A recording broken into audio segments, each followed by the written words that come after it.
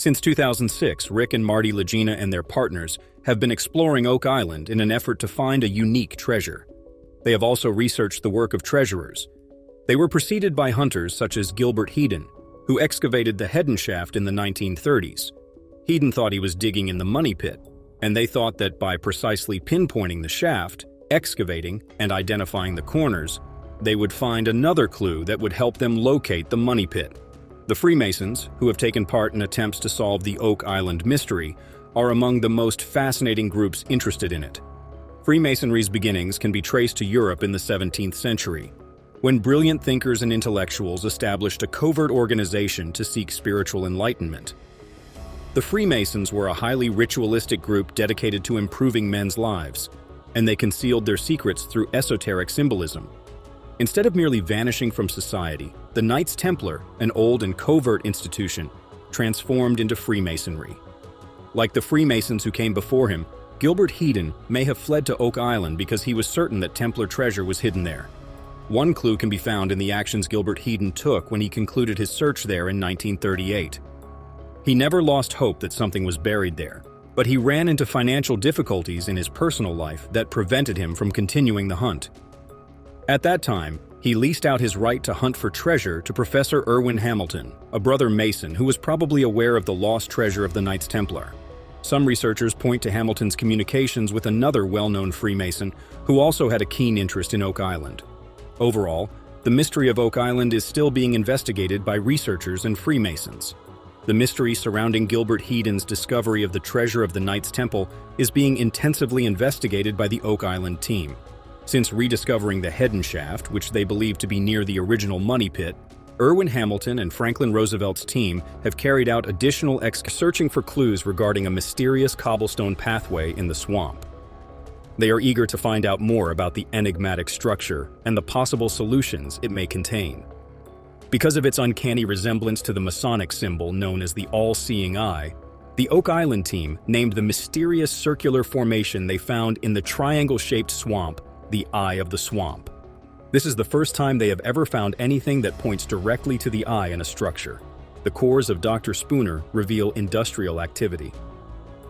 After examining biological materials, the team returning in 2019 looked into a puzzling circular formation in the triangle-shaped swamp and found a man-made formation of boulders they called the Eye of the Swamp.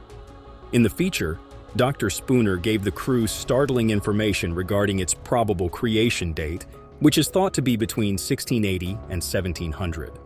After discovering iron tools in the round feature on Lot 5 that have been scientifically linked to William Phipps's birthplace, the team is now looking into the theory that the 17th century English politician and treasure hunter Sir William Phipps and his Masonic associate Captain Andrew Belcher buried a huge amount of treasure in the money pit. The group intends to provide these logs for dating.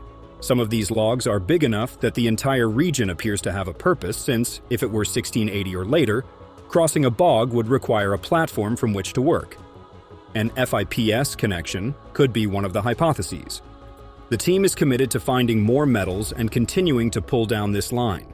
In order to investigate the mystery of the Eye of the Swamp and the possible relationship between the two artificial features, Bobby Dazzler's and Top Pocket finds on a treasure hunt in Lot 5, which is on the western side of the island, Gary Drayton and Jack Begley are looking for clues in more than 10 tons of spoils that were recently taken from the nearby stone foundation.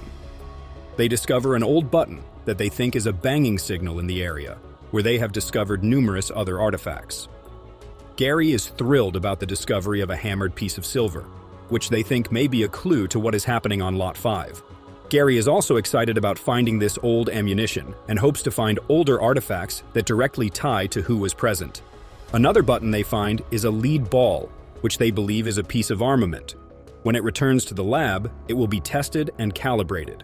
The age of the coin and its possible affiliation with the original developer of the feature on Lot 5 might be ascertained if archaeologist Helen Sheldon is right, when she says that this piece suggests that there is some sort of treasure business occurring on Lot 5. Although Gary acknowledges that the silver coin has that appearance, they intend to return it so Emma can scan it to verify its validity and determine its age. Gary Drayton and Jack Begley are on a treasure hunt in Lot 5, which is on the western side of the island. They are looking through more than 10 tons of spoils that were recently removed from the stone foundation for clues.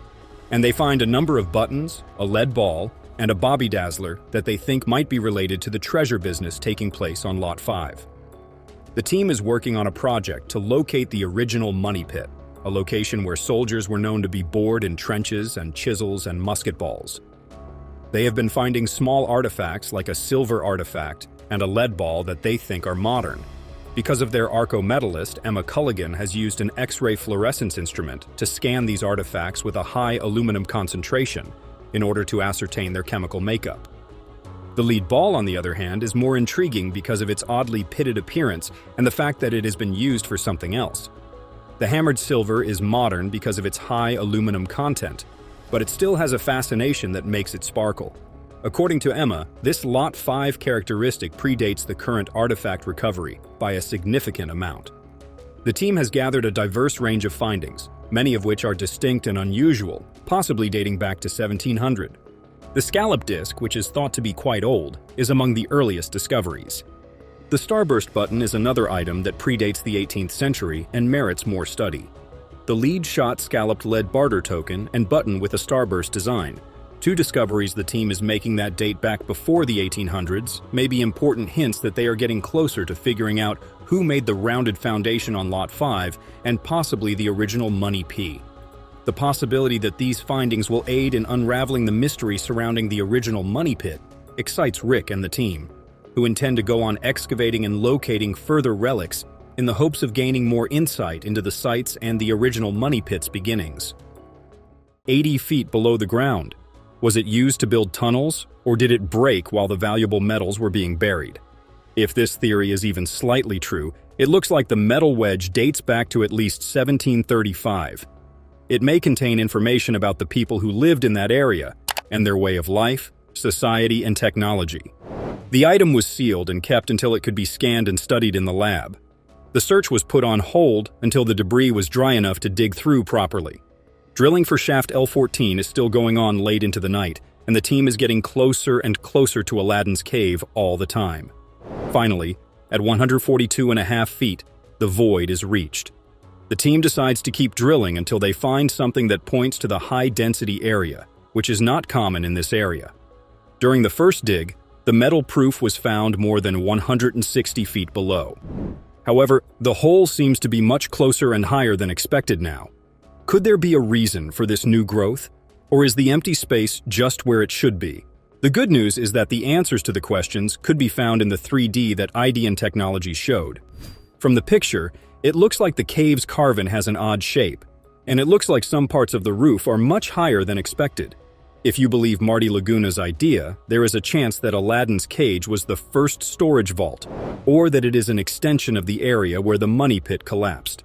How it happened could have been so many different things. Nevertheless, it is likely that there are some in the area. As the digging went on, it was said that there was nothing but empty space about 148 feet below. This suggests that the void may have been found. In general, the L14 digging was good enough to make the search go on. The team's next job is to put cameras, scanners, and sonar devices several feet into the hole to watch and record what's going on inside the soon-to-be-found cave and how it's built. To begin with, the hole will be left empty so that it can dry out and become clean enough for the devices to be put in. As soon as the new day starts, people from Dumas start drilling again in the hopes of getting past the empty space, while the rest of Oak Island's team goes to see how things are going at Lot 5. As usual, areas that might have artifacts have been marked with flags. The goal is to dig through these areas in the hopes of finding any artifacts. Things went well at the start of the search because the first flag spot found had a lot of metal materials in it. To get to the goal, a big chunk of dirt and rock had to be pulled out first. An old coin was found after a lot of cleaning and digging. It is thought to be much older than the coins that have already been found. The coin looks and feels heavy enough to be the real thing. Like the other artifacts, this one has been sealed so that it can be tried and studied in the lab. We hope that the results show that the beginning is correct.